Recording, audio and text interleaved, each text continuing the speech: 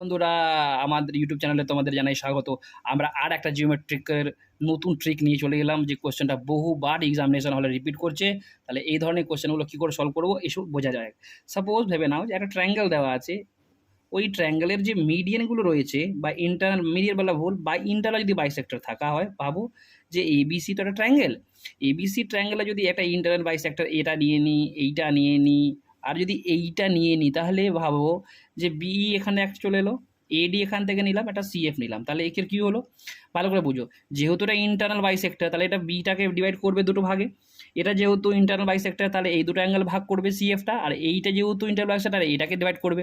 এবার ভাবো এরা কোথাও না কোথাও এতে ঠেকবে, তো এটা ভেবে নাও যে আমি এখানে ভেবেলাম যে এটা ও পয়েন্টে ঠেকে গেছে এসে, এই যে কাট করছে তিনটে যে ইন্টারনাল বাইসেক্টর, মাথায় রাখবে এগুলো তিনটেই কী হচ্ছে, ইন্টারনাল বাইসেক্টর।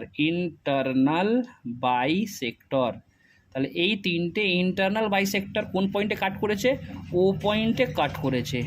কোথায় কাট করেছে, ও পয়েন্টে কাট করেছে, মাথায় রাখবে, ঠিক আছে, ও পয়েন্টে কাট করেছে। এবার তোমাকে যদি জিজ্ঞাসা করা হয় যে অ্যাঙ্গেল বিওসিটা কত হবে বলো তো দেখি, বা এওসিটা কত হবে, বা এ ও বিটা কত হবে, তাহলে এই কোয়েশ্চেনটা এক্সামে বহুবার, এসএসসির যাবতীয় পরীক্ষা, এমটিএস হয়ে নাও, সিএইচএসএল নিয়ে নাও, সিজিএল নিয়ে নাও, বা ফেজ ওয়াইজ যে এক্সামগুলো হয় সবতে নিয়ে নাও, এই কোয়েশ্চেনটা বহুবার রিপিট করেছে। তাহলে এখানে কিছু করা দরকার ছিল না।